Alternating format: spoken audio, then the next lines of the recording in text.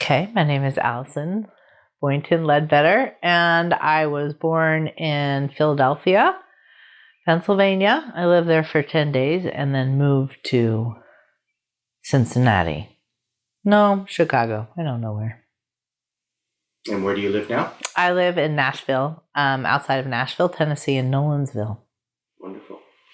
Thank you for being my friend. Oh, we've started. Yeah. Thank you for being my friend.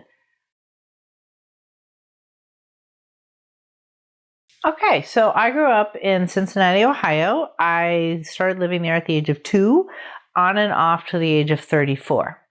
I moved away a number of times, but always returned to Cincinnati. I had a great childhood. I'm a single child. I had wonderful parents. The three of us were more like adults than I was a kid. We did everything together. I went to a private school in Cincinnati until 12th grade. Actually, I should say till my junior year, the same school till my junior year in high school. And then I moved to New York City for a year. And then we moved back for my senior year of high school. That was a little different. It was first a curious act, but I really think I was there to do some landing as a soul to help with the healing and the transition that happened on 9/11. I actually was in those towers a number of times as a 17-year-old. And what I've come to understand about my own life is that I have traveled to places that need deep healing. I traveled extensively in my childhood with my entire family, so my aunts and my grandparents also. My grandparents took us to many wonderful places. So that was a big part of my childhood. In your education as an adult? As an adult, I did I started at University of Wisconsin. I was the third generation of women to go there. I went back my second year and decided I was not understanding what I was doing at college, so I left. And I took the year off and explored interior design. Not a strong area for me. I left that and I went back to school and got my undergraduate at University of Cincinnati in psychology. I did not pursue psychology at that time. I was introduced to Reiki right in my senior year of college. I then decided, after I graduated with a bachelor's, decided to go to Colorado to get a degree in massage. So I went to one of the best schools in the country at the time, the Boulder School of Massage Therapy. I came back to Cincinnati and then got a master's in education with a focus in Montessori. Wonderful. And what are you doing professionally today? So professionally, I am a healer. I work with individuals. I assist them on their path of understanding how to connect deeply to the love inside of them. I do it on an individual basis. I teach meditation. I lead groups in healing. I teach Reiki. I don't know, spend most of my day helping people connect to themselves deeply. The earliest thing I remember, wow, and I just had a memory that I didn't realize I remembered. So there's that. The earliest thing, I guess, that just popped into my full awareness, and I remember thinking about it all the time when I was a kid, was being in Chicago, so I was in 2, and hearing a lot of other people talking and knowing it wasn't my mom. And that could have most definitely been like a dream, because it felt like a dream. And so, though, hearing clear voices on the other side and having conversations. And this is very shocking to me because I heard that. And now I'm remembering that whole thing, and I haven't remembered that up to this moment. Return to it. So interesting. Okay, so my journey is truly all about trusting love. And that's a summary of it. The next experience I really remember was being confirmed in the Methodist church and taking the classes when you're in 5th grade. And my teacher, she tells me that Christ is not inside of my heart and that I have to invite Christ in, and I'm flabbergasted. I was like, what? Are you kidding me? Like, I felt like we had a tight relationship. What is this? Why is this not happening? And so I immediately needed to leave the room because I felt it was a very deep, private process. And I left the room and I went to the drinking fountain, and I literally had like what most people would call a hallucination, but I stood there with Christ and I said, apparently you're not inside my heart. I was mistaken. You need to get inside right now. Like, jump in here, like get in here right now. And he did. And that was amazing. And I felt this really deep, wonderful connection. And I took a drink of water and went back to class. And that was kind of the first time I'm really starting to engage in the other side. But then for many, many years, because that's not maybe acceptable in mainstream society, and certainly very difficult for my parents to understand, I just kind of kept to myself. I had a lot of silence in my life. I was an only child. I never really gravitated to listening to music except for classical music. I just had a very deep, silent childhood in a way. And I think that really helped me cultivate being able to listen to myself.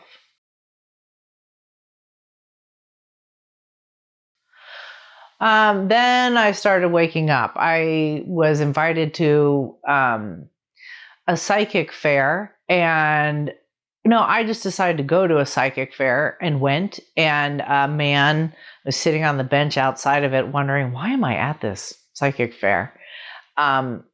And a man said to me, wow, you live with one foot in this world and one foot in the other world. And I just looked at him like, what? Are you serious? What was that? Like, what kind of comment was that? End of that. So I went on with my life. Then another person invited me to go to a healing weekend in the Tennessee mountains. And at the time I lived in Cincinnati, in Gatlinburg area. And we were going to learn Reiki 1 and 2. So I learned Reiki 1 and 2 kind of by default and really enjoyed it. And I started giving myself hands-on healing almost immediately. I probably did it every day on and off for years, doing a self-healing on myself. A lot happened. I seem to have went in this really push and pull of definitely smoking marijuana and using cigarettes as a way to kind of shut down. I would have really intense moments and was really afraid that I had some mental illness because I could hear in a different plane. One time, all of a sudden, I heard this entire newsroom happening, and I was like 22 and like, what in the world is that? So I looked at psychology very deeply. I then actually worked with the mentally ill. I was a case manager to really do a self-study of what do people experience as they hallucinate. And really discovered that their version of hallucination and my version of hallucination was really, really different. Mine is very grounded, and I don't have it as being totally swept away into a different reality. I am very much able to stay in a still place and watch things unfold in a different plane. And that gift took a long time to accept and understand.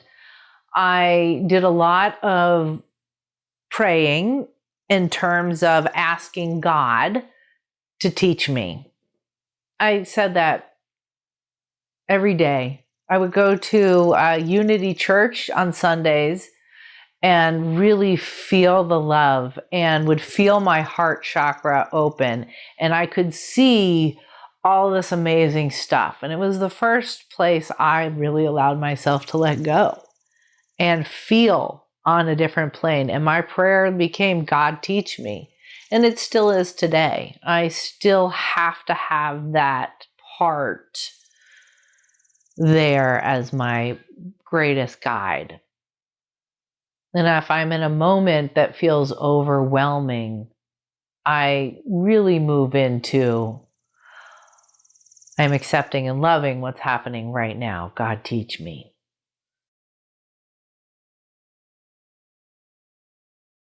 So after working with CRI, in the mental health profession, decided I really did not want to become a psychologist, that I was really seeing the world from a completely different perspective.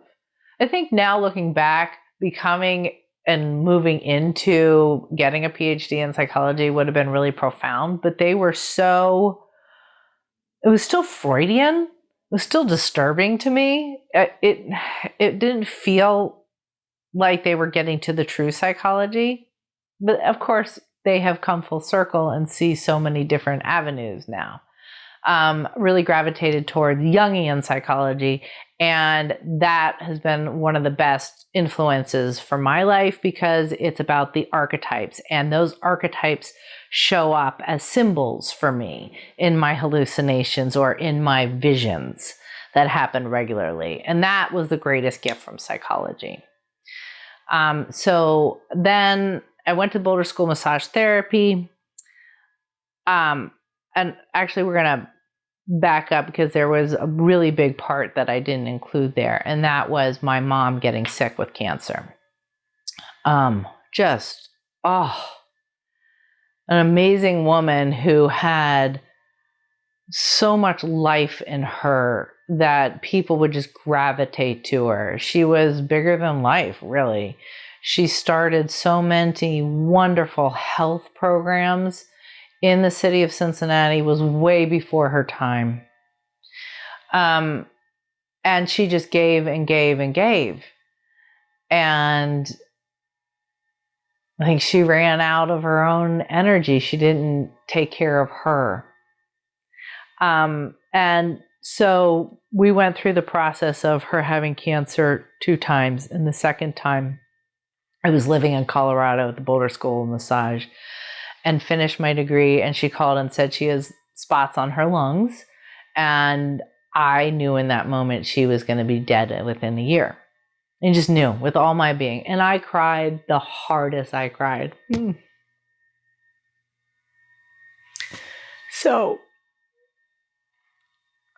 that cry gave me the strength and the understanding to come back to her and support her unconditionally, which was a tremendous gift in my life.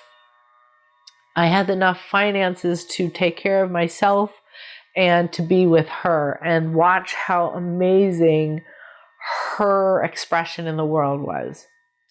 She started this breast health and cervical health awareness in Cincinnati, knowing that the prevention for cancers was screenings. So she brought together, through the YWCA, brought together the Metro bus system, healthcare, and doctors willing to give free screenings to every woman in the Cincinnati to take care of their children while they did it and to provide them with transportation.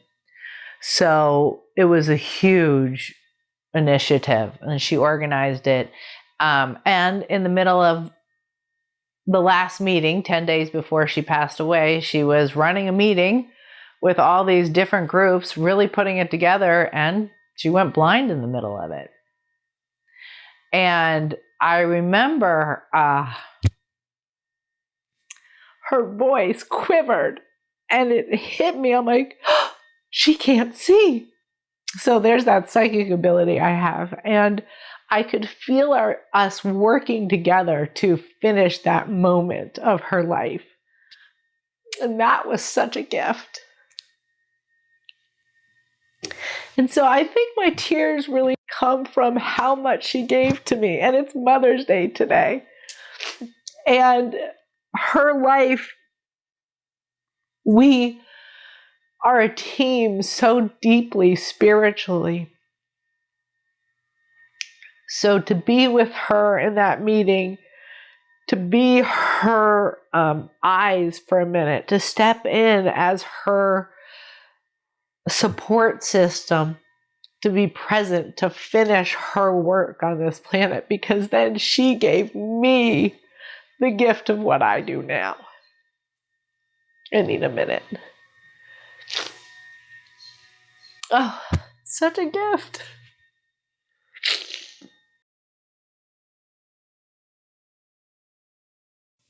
Whew. I have to say that I am very open to my own self-healing, and I feel like when you cry or when you allow something to be and it moves through you, to feel it deeply. And so I'm really feeling that love with her right now. And that's such a gift. She, after she passed away, we were at her wake, and I and my father both have tremendous difficulty remembering people's names. I don't know, it's just like not an area in our brain. And that day when we were in this line receiving hundreds of people, literally hundreds of people showed up to say their goodbyes, we remembered every single name of every single person that came through. And how was that possible? People we'd never met that knew her. How could we have met all the people she influenced? I mean, they were coming out of the woodwork. It was beautiful. The line was down the street. It was out the door and down the street of Erie Avenue, you know? And we were remembering every name. And I remember going home that night and knowing she was with us. Knowing in that moment she was with us. We were giddy. We were laughing. She was standing there being with us, igniting us, telling us what we needed to know to have that be a successful moment for all of us. And there's the journey right there.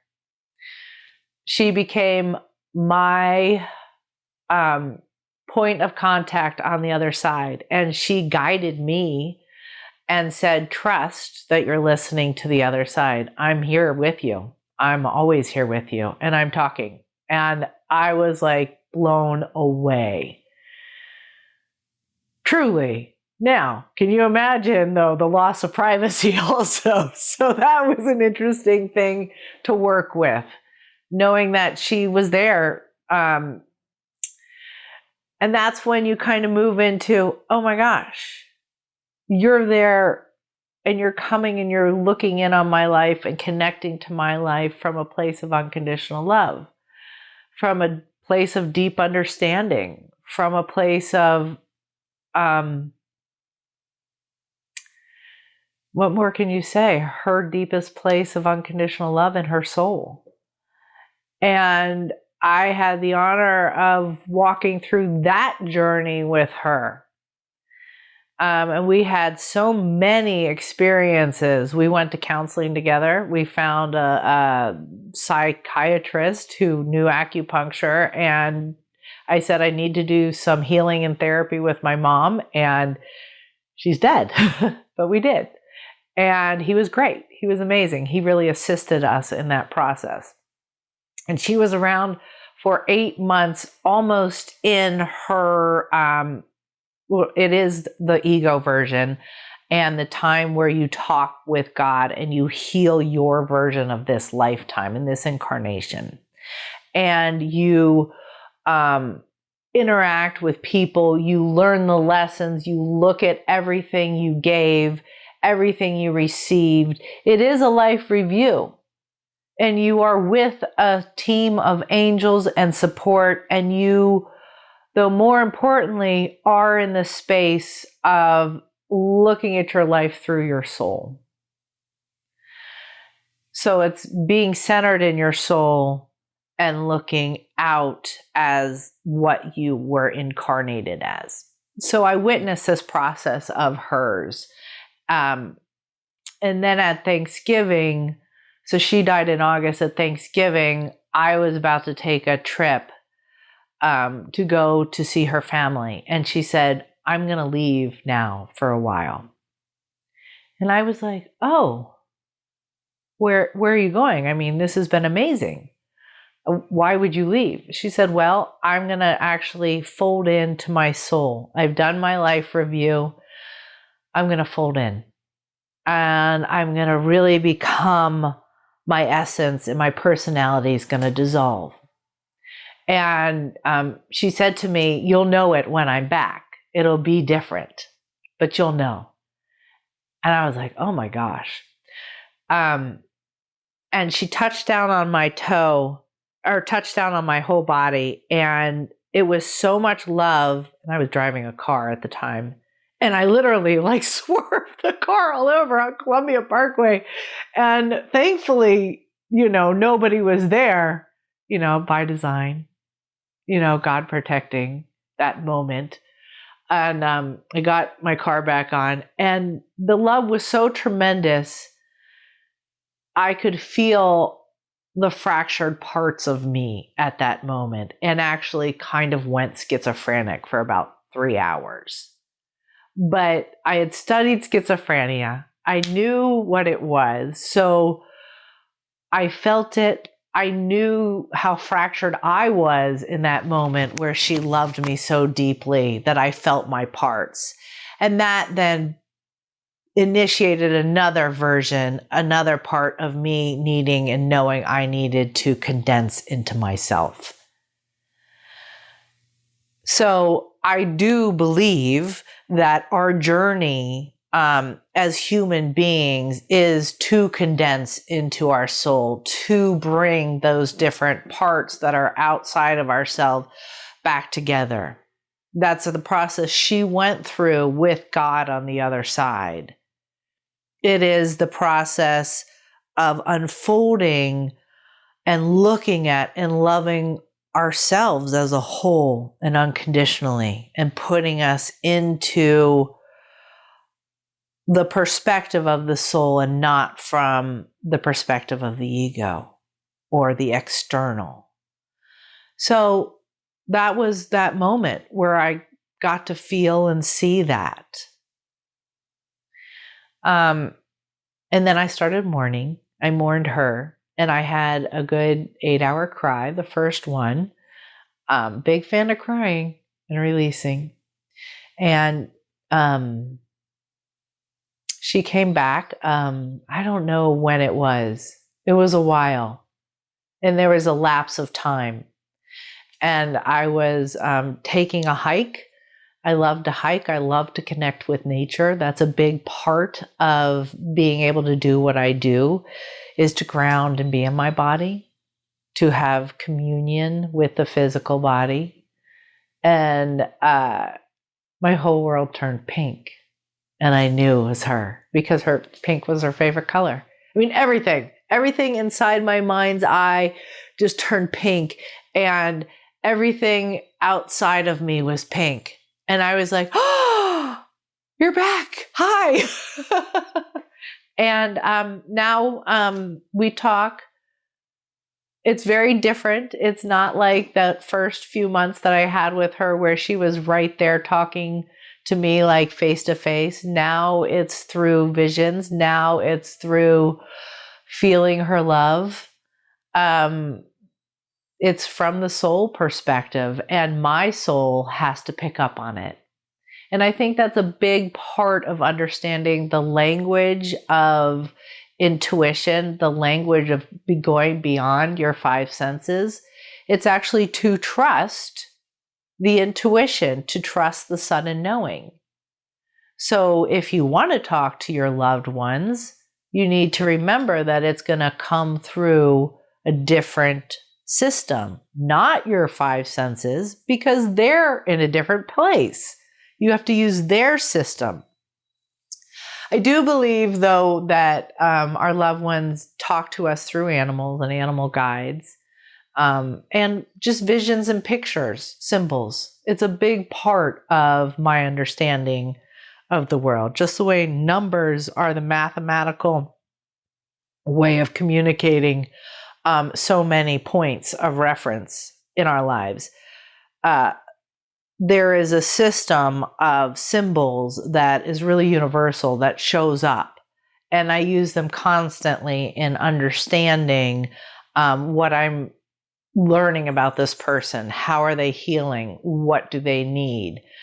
What story is unfolding always comes through these pictures or archetypes.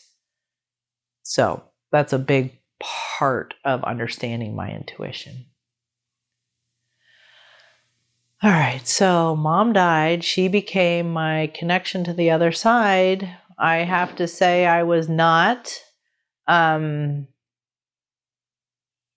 ready to totally accept what was happening. It was a lot. My dad and I had real struggles with this, and I was this is the beginning of our separation. He could not understand that I was talking to her. He didn't want to have anything to do with that. I didn't know what to do. He was, there, and then all of a sudden he was gone and she was gone. And it's kind of this split that we had, and it was very hard emotionally. So I decided to become a teacher. And I went back and got my master's in education. I wasn't quite ready to devote my life to the understanding of talking to the other side and how to help people through it.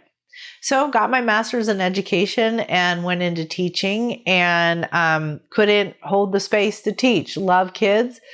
I value that experience. But when you're really psychic, and I started meditating then. And meditation had a huge part of my development.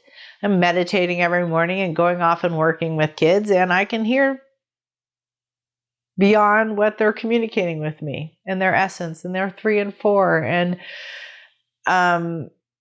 it was really hard to stay in that environment trying to teach them how to read, and yet it was all of me loving all of them. And it was such a big picture. It was such a great time in life. But I couldn't stay there. And so then this is the cool part about life, the synchronicity that unfolds. Oh, and I met you at that time. I met one of my greatest teachers, and is you, Daniel. I love this. Because we were really next to each other, unfolding our own spiritual awakenings. We lived and we were unfolding, and newbies in all of it. That's amazing. I was meditating. So this is my next step. I'm meditating one morning, and I just said, you need to go to Canada. I was like, no, not going to Canada. I'm going to go to work now. And I go to work. And then I'm meditating. Nope, you need to go to Canada. It's like, no, I'm not going to Canada. Like, really? No, I'm going to keep teaching. I've got this great career. I'm doing my career. That's what I'm doing. Yep, every time I meditated. So finally I go, fine, where am I going in Canada? I put my finger down on Canada. Pincher Creek. Okay, fine. I'm going to Pincher Creek, Canada. I'm not going to Pincher Creek, Canada. I'm going to go to work. Go to work. This went on for, I don't know, a month or so. Sorry. This went on for a month or so. I then proceeded to buy a guide, a book to Canada at the bookstore about traveling to Canada. And I found a number in it of a bed and breakfast in Pincher Creek. And so I decided, fine, I'm going to go to Pincher Creek, Canada and check it out. May I help you? Just flipped your blouse forward. Yeah, that's great. Okay. So I decided to go to Pincher Creek, Canada, and I got a guidebook, and there's a bed and breakfast in it. So I decided to call the bed and breakfast, and a man on the other side of the phone in Canada is like, sure, come on. If you want to come stay here, you can come stay here. I'm like, okay, well, I'm going to be there in 3 weeks. And do you need my name, phone number, and address? Do you need a credit card? He's like, no, just come on. I trust that you're coming. And I'm like, what? So it was a very bizarre exception of a hotel or someone. And I was like, this is really odd, but I'm going to go ahead. I fly to Pincher Creek, Canada. I go to this house, and the guy looks at me and goes, you're real? And I'm like, yeah, I'm real. You're not a bed and breakfast? He's like, no, I'm not a bed and breakfast. And I was like, why are you not a bed and breakfast? And he was like, I thought my friends were playing a joke on me. And I'm like, no, I just flew here from Cincinnati, Ohio. Pretty sure I'm not a joke. And I ended up, leaving there and going to a hotel. But here's the magic part. I showed him the guidebook, and his phone number was in the guidebook. His phone number of this random person in Pincher Creek, Canada was in the phone book. Next to the house was this pink abode house. It was the most beautiful circular pink house I'd ever seen. Pink house. And there was a name on it, Craig Simmons. And I decided I'm going to call and ask how much that house is. I've gone to Pincher Creek. As far as I know, I'm supposed to move to Pincher Creek, Canada. I meet Craig in there, and Craig says to me, so what do you do? And I say, not really sure. He goes, are you a healer? And I'm like, okay, maybe. He said, well, my wife's a healer. Her name's Gail. Why don't you come to the house for dinner? I ended up living with Craig and Gail for months. I moved into their farm. So that's then the biggest step I took into committing my life to healing work. And I was 33 or 34 at the time. She was a Reiki master.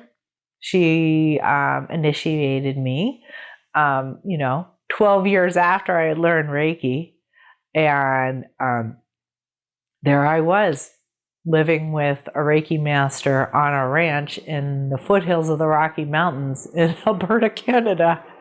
And I did deep healing there and awareness. I cried. I laughed. I hiked every day. I had horses. They had 5 horses on this farm. And they would follow me everywhere I hiked. I would hike on their ranch, and behind me would be these 5 horses. And that alone was this amazing spiritual experience. And so that's when I turned my life over to healing, and I surrendered it to healing. That was that moment, living there. Yeah. And then Cincinnati called me back again.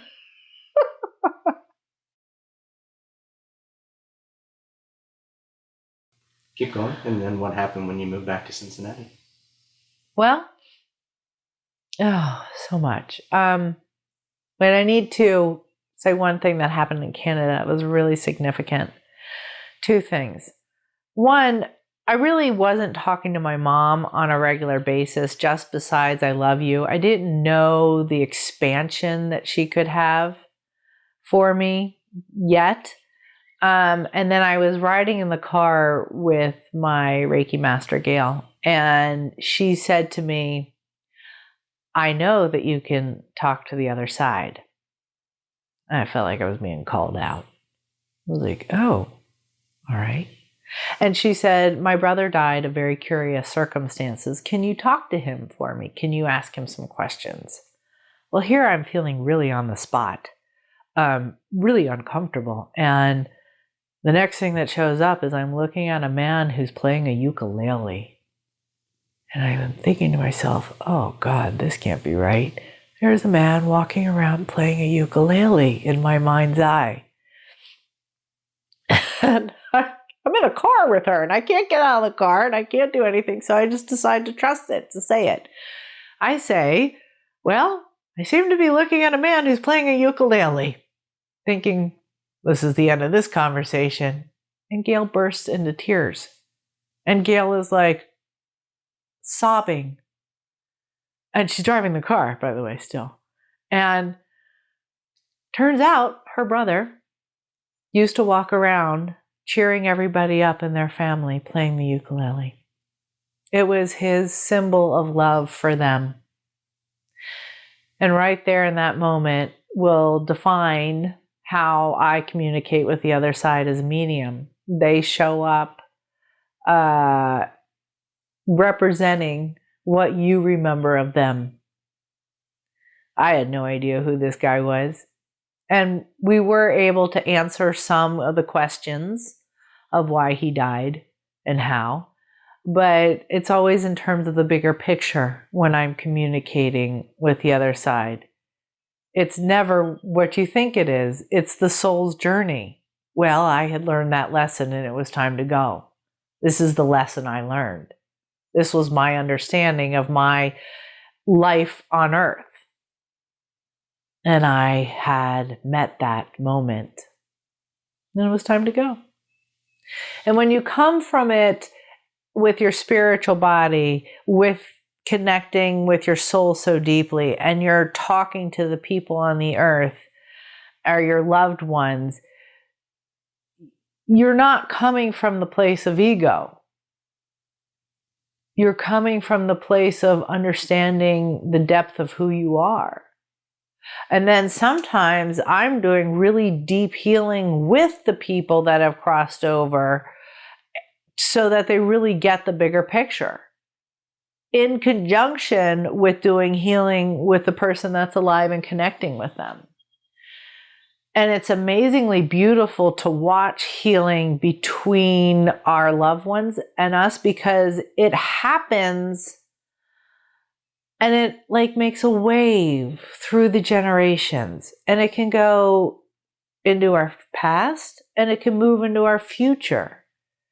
It's a very expansive picture when we decide to choose love, when we move to a deeper understanding of love. It affects all the people you're with automatically.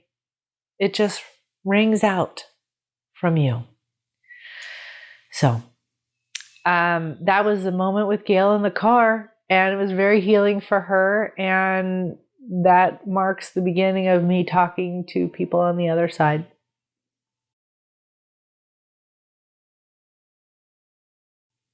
The more than my mom. And she's always there. And then my grandmother passed away. She decided to take her life when I was in Canada. And oh man, I was like, wow, you're a Catholic person who pretty much believes the faith. She had converted to Catholicism in her lifetime. And I was very concerned that she would get stuck in purgatory. And I don't even know what purgatory is.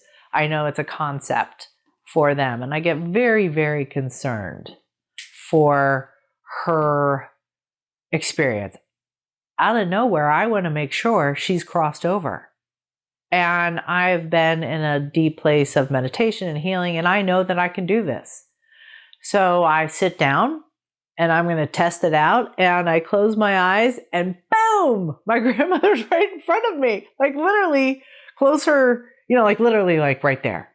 And it was shocking. And she had brown hair and not gray. And I was like, oh, who are you? She's like, Grammy, what? I'm like, oh, okay. Well, you don't have gray hair. She's like, no, I don't want gray hair. So she showed up in her beauty, the way she wanted to look. She could experience whatever she wanted to manifest physically for herself in her communication with me. And I was immediately taken back. She obviously had crossed, and she took my heart as her granddaughter and just said to me, I love you, and you're the bravest woman I know. And that profound statement. You're the bravest woman I know. I think that's given me courage to take the steps that I take every day. That moment that she said, you're the bravest woman I know. I've grown into that because she said it. So now I have two great pillars of women on the other side. And they're great gifts to me every day.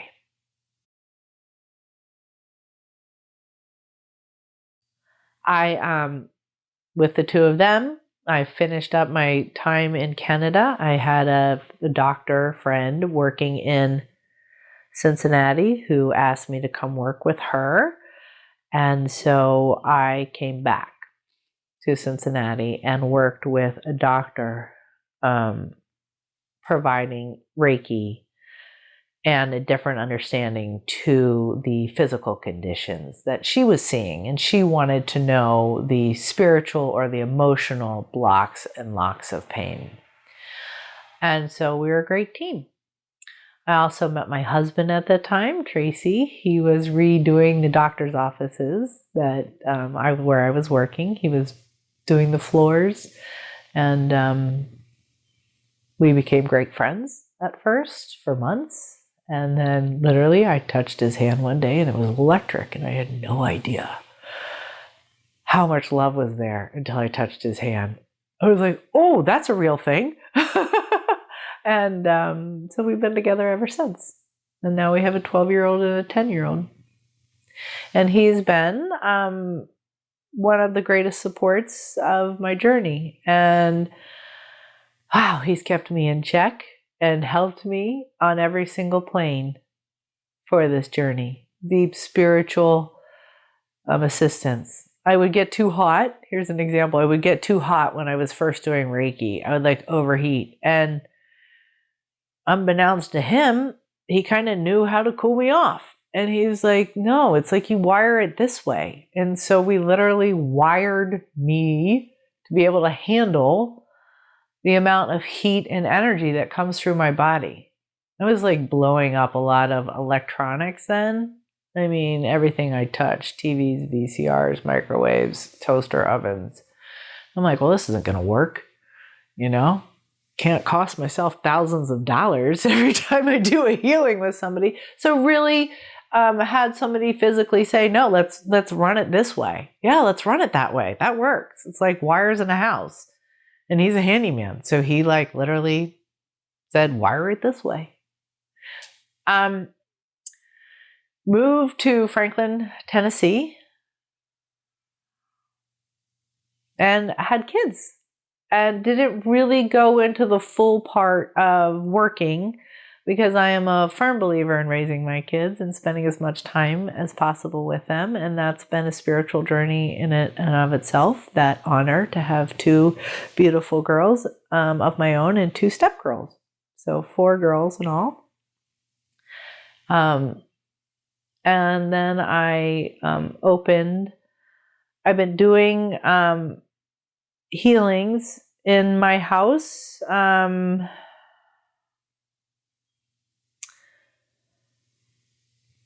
Trying to think of where the whole part of healing, the bigger side of the healing I do.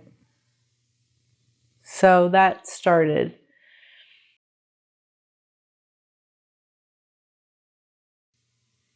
Oh, I forgot the whole minister part.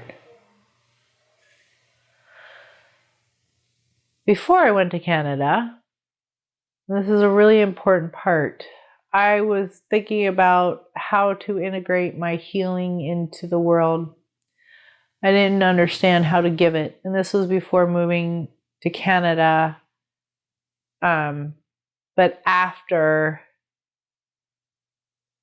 I had started teaching, I was coming back into the healing part. And I decided I was going to become a Unity minister, a Unity Thought Center based out of Kansas. And I went there to take some classes. And I had some very deep, spiritually enlightening moments while I was there that truly committed me more to the path. One was I was walking a labyrinth after days of meditation and healing and taking classes about the metaphysical version of the Bible. What are the symbols? What are the meaning? And on this labyrinth, I really wasn't expecting anything. I really thought I would, that's a place of I'm still in control. I'll get, it'll be okay. And I walk the labyrinth and I get to the center and I just ignite and wake up and have this huge flood of love. And it goes, "You're a healer." And I'm like, "Oh, I'm not a minister? No. Oh, okay." And I walked back out of the labyrinth with that. And it will then take me a few years to move into that space. This is a really important part. I can't believe I forgot to mention this. And then the second thing that happened while I was at Unity, after I heard that I was a healer, I was taking a walk. I decided to withdraw from this really intense program that I had entered in. And I'm taking a walk and I start seeing all these Native Americans looking at me from the woods. And they are popping out. And I'm like, okay, I'm being watched, I'm being looked at, I'm feeling loved though. And I'm walking on a path, and below the path, about 15 feet down, is a riverbed. And it's very rocky. And there are tons of snakes. And that's real. That part's real. I'm physically looking at tons and tons of snakes. And I knew already that snakes meant transformation. And with each step I took, I remember saying to myself, I'm filled with love. I'm filled with love. And I'm, like my prayer, I'm open. I'm going to have whatever's happening happen. I gave it permission and then let go. And all of these beautiful people started to come out and stand next to me as I'm walking down this path. And they're literally lining the road that I'm walking on. And this huge jaguar comes out and is walking next to me. And I was like flabbergasted. I was like, okay, that's a jaguar. Breathing into that, really trying to accept that moment. And I did. And that jaguar lined up right next to me. And then another jaguar appeared.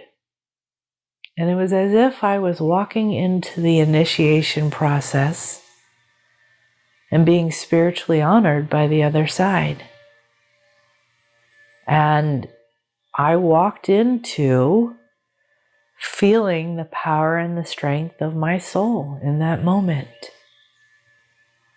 To let go completely and with full conviction feel, I guess I felt it first and then knew that I was a healer. And it was a moment that I can feel in my body today when I need the strength. So it was my soul saying, this is who you are. And that began the journey of me being able to recall many different healing techniques and awarenesses. I'm very much self-taught through my own soul's experiences. And I'm very honored to be in a place where I have allowed that to accumulate and to spill forth from my body now, to move through me, to be awake enough to allow it to move through me. So it's been a surrender. The healing journey is a surrender. And then you moved to Nashville? Yes. Tell me about living in Nashville and your spiritual journey. Kind of toned it back. Having kids will do that. The responsibility of having stepchildren at first, loving on them, having Sarah. But we would have these interesting moments happen where my gift shows up unexpectedly. And that is the awareness that people that have died and gotten stuck in their own fear and didn't cross over to, didn't trust the love that showed up, didn't trust God and the experience when they died, and chose the fear. And then when you choose fear, when you die instead of love, you get stuck in a little bit of a circular pattern of your fear and you become a ghost. You've crossed, but you haven't crossed over to the different levels that you can cross into. And most ghosts cannot see people because they're stuck in their fear pattern. They're looking at and experiencing their fear pattern, except for apparently they can see me. So this started a relationship of, what do we do with people that can see you that you cannot see? And why are they seeing me? And again, that surrender process to the divine really is what now is going to transform. When I have a person see me or I see them, I engage in a conversation with their souls, my soul to their soul, connecting to them and saying, you are loved. You're loved, and it's time to cross over. It's time to go home. And it's a system, and it's why I'm here. It's to help connect people back through the journey of connecting to their soul and into the divine, whatever you call it. So I started talking with many dead people wherever I'd go and crossing them over. And it started with one, and then it would start with groups. Franklin, Tennessee has a lot of Civil War. And we were looking for a house, and I saw the entire cavalry walking down Main Street. And that's a lot of people to see. And they were stuck in the energetic pattern. And it was creating a very locked feeling and not able to move on. And so I have a team of angels I work with, and they just started flooding in, and we got to help a layer of stuck energy cross over, to return to love, to say that the war is over. That pain, how do you heal that pain? You go to a place that loves you unconditionally. So I help people with that connection. And then you realize that dead people don't actually afford you an income because they're dead. So I started working with living people too. And that took a while to figure out how to show up for living people. And then it just happened. Showing up for living people means helping them on their current journey, their soul awareness. So I help people see the spiritual understanding behind their physical repeating emotional patterns. What can you learn? How can you grow? And what's my next step in love? So I help people with that journey, living or non-living. Or actually, I should say, with body or without body. That's a better way to put it. So that's what I do now. And I'm called through, I get called to move into some very hard places to really help really dark energy crossover with the unconditional love part. I think that's the main reason for my life. It's such an honor, and my soul does it automatically. I just witness it with my senses. So when I am working with a living person and they have a past life in a war situation, and if their energy is stuck there, it becomes a doorway for me and my team of light workers to move into that space and time and clear and release and really move that locked energy on the earth back to source, back to the divine within. The neatest part of being on this journey is how my awareness of love kind of continues to expand, or my understanding that there's really systems in place, that these systems are really important and should be part of our foundation of understanding who we are as human beings.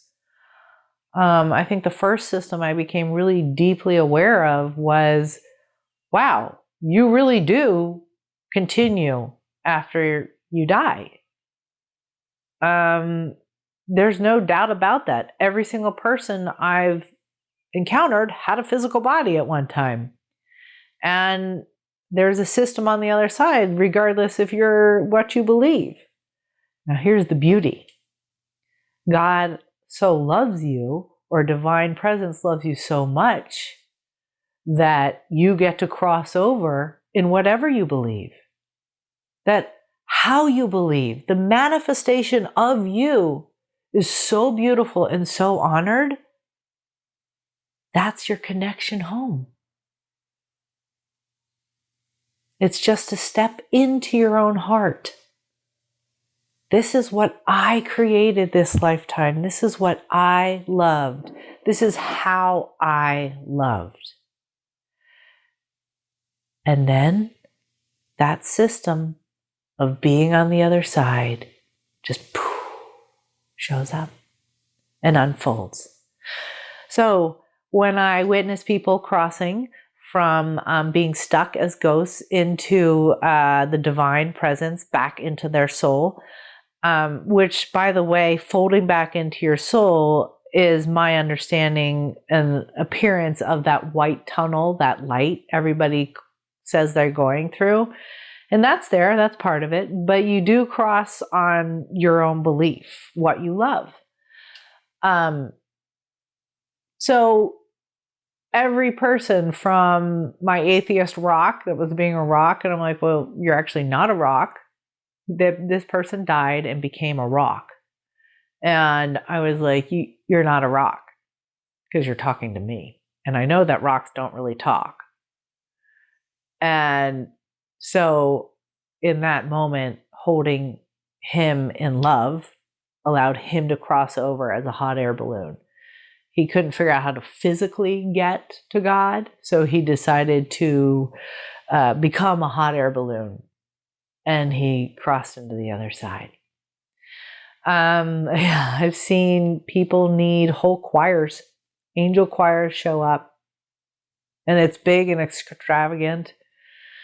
Little kids are really interesting, and we don't tell them that there's a system that they need to cross over. Sometimes they stay connected to their parents. When little kids die really young and we haven't said or given them permission to cross over to God's love, to let go, they stay stuck in that energy field. So I meet tons of little kids, and a couple of my favorites. One, I asked on the other side, what do you love? Well, I love baseball. Let's play baseball. And then they crossed.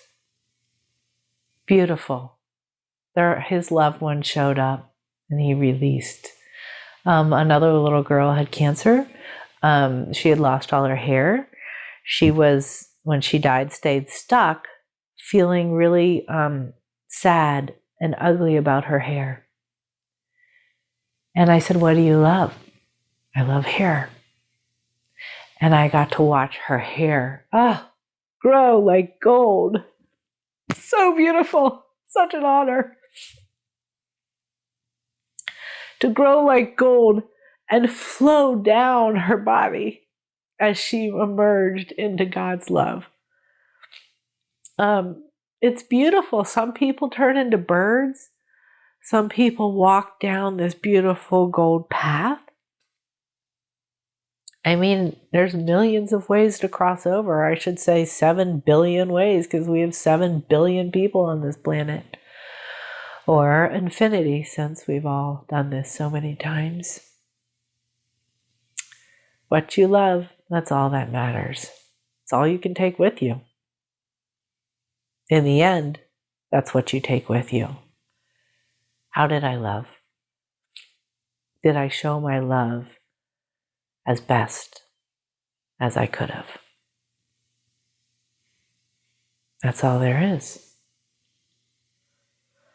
So that's my work, to help people discover the love again inside of them. And my job is to just hold space for it and to witness it, to show up. It's been an honor, a real gift.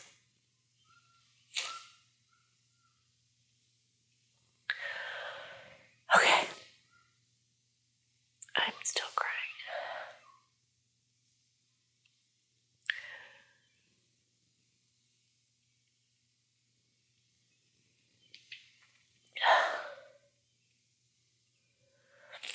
And I do want to say clearly that I too have to heal my own life. And that's very challenging at times. You know, I just recently went through the realization of I'm giving too much. And I really needed to remember that I might be a witness to this, but I have to move into and awaken in my own life as best as possible, to show up loving my family, my friends, to be as authentic as possible.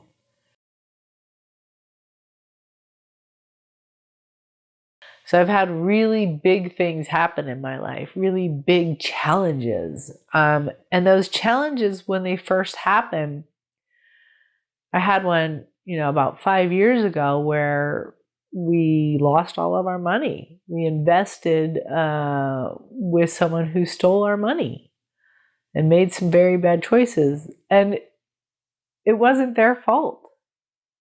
It was an awakening, a lesson, providing me with the opportunity that money's not my foundation.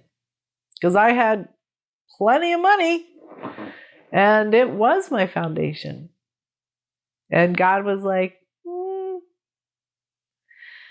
let's be clear that I use God, Buddha, divine essence, all of it. All deities, all gods, all versions of love have showed up. They show up when I meditate. They show up when people are crossing over.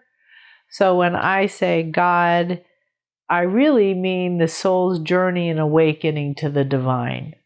So in my own life, I've had some tremendously difficult situations unravel and challenges to make me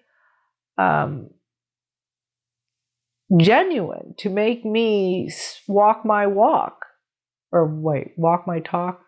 I don't know what it is, but to make me rise into the occasion and grow into what I witness, and to not have my ego get out of balance.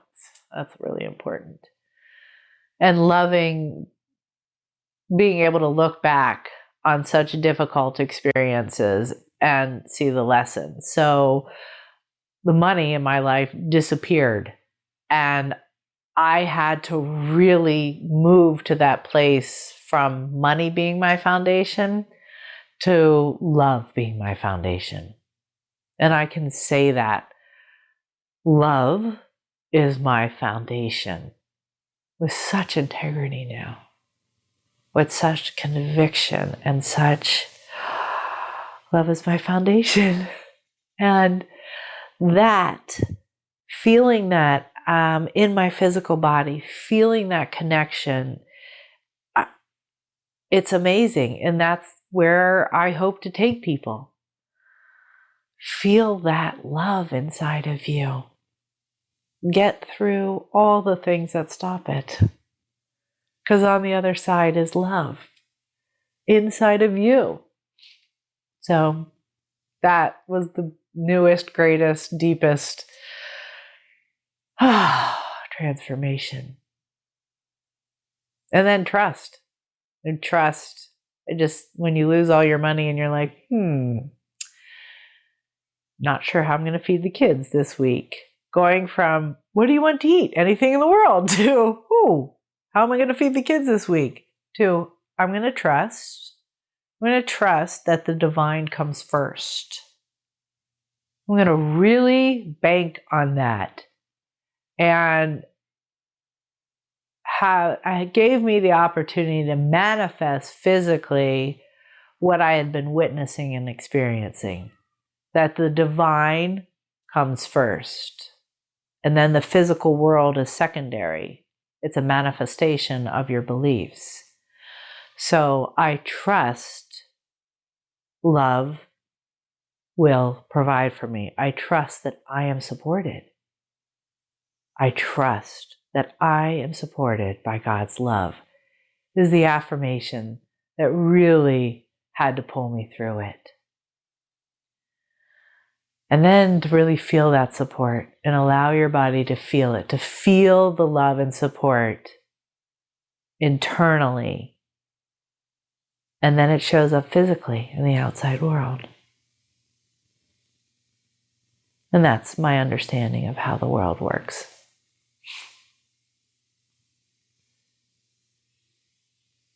That's my spiritual journey to now.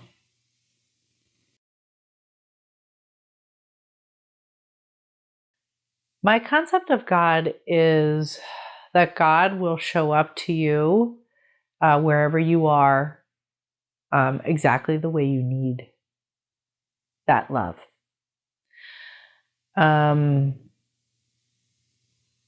God does not have any human characteristics, but will take the form you need for your understanding. God's depth is always increasing in us and expanding. I think our truth changes the more we bring God in. So we go from understanding God as a man or a physical being or father, to mother, father, to, I don't even know. Everybody has their own process in their understanding and depth of love. So for me, it shows up in every form, so that I can meet a person where they are. I let their version of God show up. And I ask them, what's your version of God? What do you call God? God is unconditional love. It is love wrapped around and through every cell of our body. I remember one of the first times I meditated and realized I was staring into the face of the Buddha.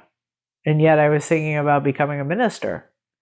And there I am staring at Buddha, and I was like, oh, hi, Buddha. I love Buddha. I love that feeling of Buddha. So, and I love, I'm looking at Hinduism right now and loving all their versions of the gods. I mean, they got a lot of it. It's really amazing.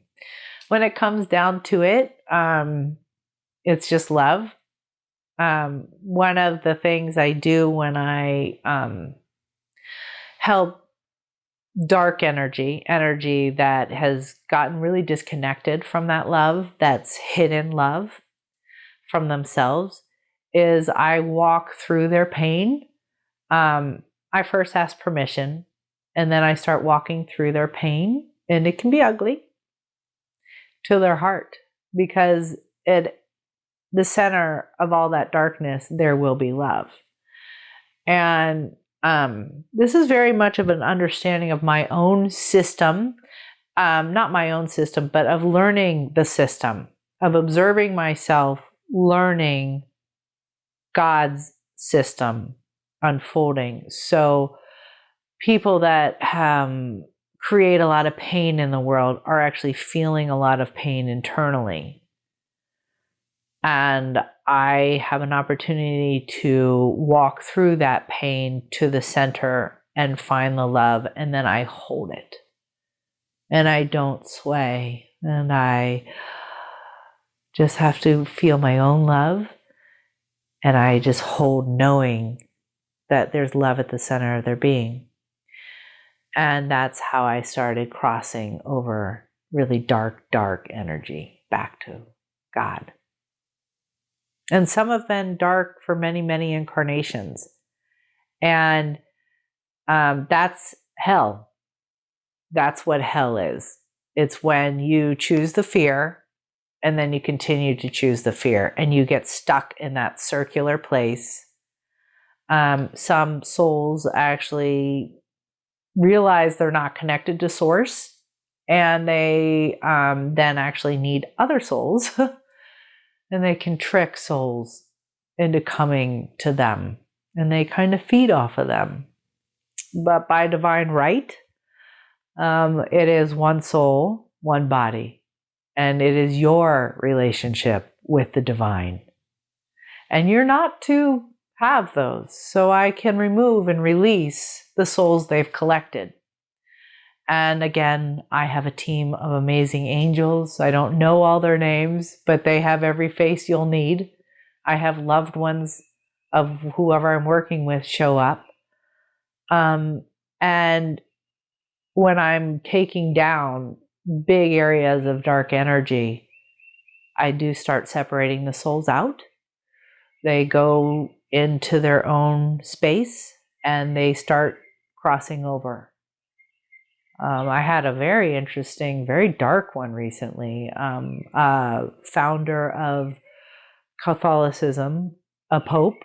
I feel like he was very dedicated to damning people because that's where I found him. It was like looking at a painting of hell. And this was a client's past life. And I found myself looking at this pope that was literally on fire, holding this space of we're all damned. And it was terrifying. And he had, I don't know how many souls, thousands. And the picture that I kept seeing was angels and loved ones reaching into this space. And it literally looked like hell. This is the closest thing I've ever seen of hell. And knowing that by divine right, absolutely every soul's love at its center and has the right to connect to the purest form of love. And angels were just reaching in and pulling. And I have some healer friends here that were working with me, reaching in and pulling those beings out. And we were watching his hell break up. We were watching it transform. We were watching the love start. We were watching and witnessing the love expanding. And then I held him and let love return to him. And I can feel him now. Oh, sometimes I feel so grateful because they come back and they say thank you. And I hadn't felt him on the other side like that. So he is obviously in a much better place. And so that was breaking up somebody's story of pain. And his was big. And he had kept some souls. And now they've been released. back to God, back to divine light, unconditional love. I do use the word God. I don't, sometimes it's not a good choice because so many people have such different words of definitions for God. So to me, it is unconditional love or pure energy, pure light.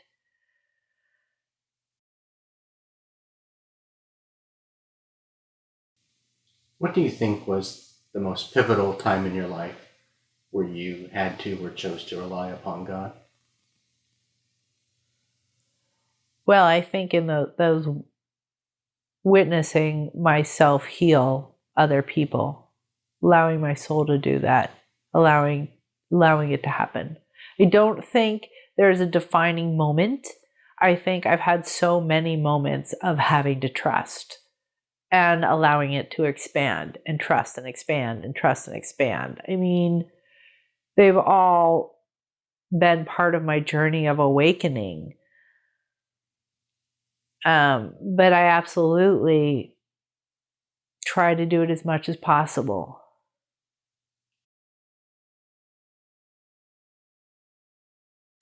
Definitely when I woke up and all the money was gone and realizing all the money was gone. I was like, what is this shit? Like, excuse me, but why would we do this? Why would I all of a sudden be broke? I think I was kind of arrogant. I thought I'm being supported financially. I wasn't fully aware that I was having that as my foundation versus God as my foundation.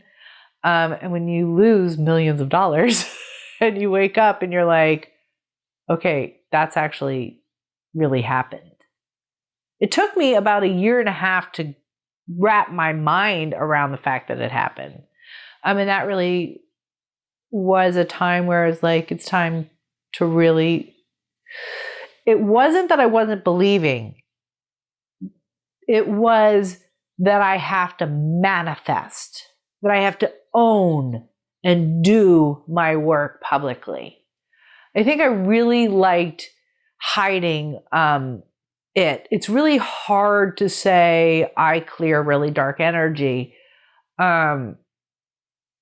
It's a big job. And I didn't want a lot of people to know that.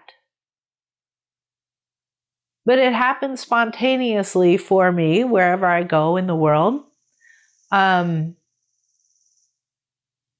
It's what I do. But I wasn't quite comfortable even, into my mid 40s.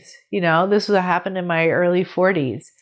And it's so unusual. But now that I'm really, I've in a loving community, I let go and surrendered and allowed the physical world to support me. So I have clients every day, and I love that. What a gift. And I'm supporting my family through what I do. And that was a huge moment of trust, of leap, of let go, allow your gifts to really do you. Even though they appear unusual to most people. So standing in that faith and being okay. It's hard. It is hard to explain what I do easily to other people. And it's hard to when you're psychic to hear people's reactions to it, because I'll pick up on it. That is okay now because I don't allow people's inquiry or judgment of it come first. I allow God's love of what I'm doing come first. And that's been a huge lesson. So to really put, again, God's love,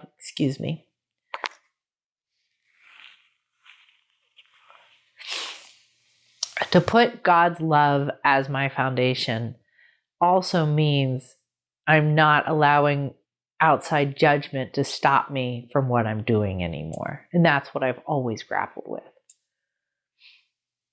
People saying, what do you mean you're doing this? Or what? That's hard. And now it's not. So we're in a much better place and I have a great life. of getting to do this every day and telling people what I do and being okay with, yeah, that's what I do.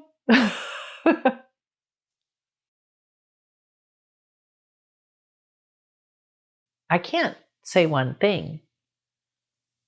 I'm so grateful for this experience, this lifetime. I'm so grateful for all the people I meet, for my kids, for my husband, for my friends. I think I'm grateful for the now moment. I'm grateful for each moment that I connect and see and feel and have love.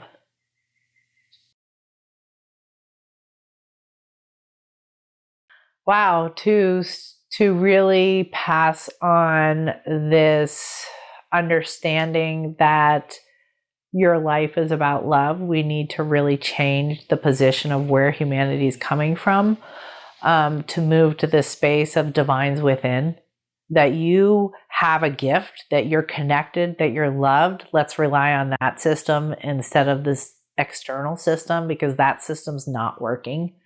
That's broken. That is also a reflection of us not connecting within. So it's a physical experience. Connect within your heart, connect to love, breathe into it. That is my wish, to teach as many people as that is possible to get that word out. Meditation being the greatest gift. That's the system of learning who you are. Meditation is the system of folding in and relying on this soul, the divine essence inside of you. It's a physical system to me. People think it's, they're afraid something's not going to work in there. Like they have the power to, well, it doesn't work for me, is what I hear from some people. Well, it actually does. Your ego might not accept it, but you are unfolding. You are on your path. You actually can't get off of your path. You can have a pause. You can have a long pause, but you're still on your path. One moment. Oh, God's got you on your path. You're always on your path. You're always your soul unfolding. So people that are really dark are having a really long pause on that path, and they'll come back. There are areas in our life that are really amazing and aligned, and we're centered in it, and you can feel your centeredness. And then you might have a part of you that isn't very centered, and your consciousness is out here. Well, when we meditate, we bring our awareness, we bring our love to it. We come back to center. So the more parts of you that you can get back to centered, integrated into the whole, meditation is a great tool for absolutely every human being on the planet, because that's your design. It's your divine design.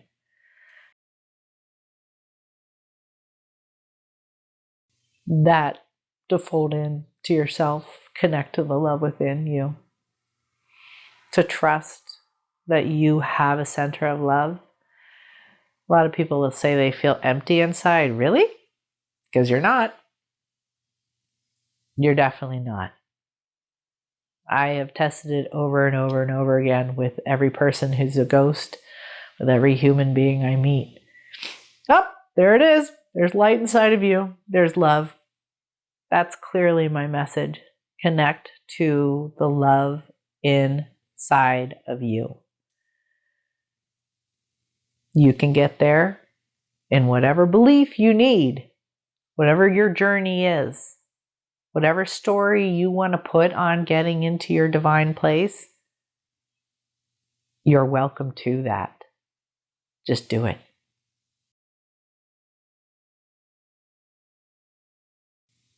When people see your portrait that we made of you and Tracy years ago, what would you like them to know about you? Count on love. Mm-hmm. Surrender to the love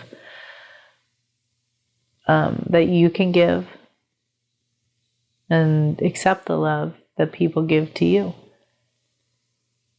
I think we have a very hard time right now in life accepting love. We seem to push it away. I am accepting love. I am loved. There are 2 affirmations that I'd want people to have. Thank you for doing this. Mm. Thanks for your loving Thank friendship. you.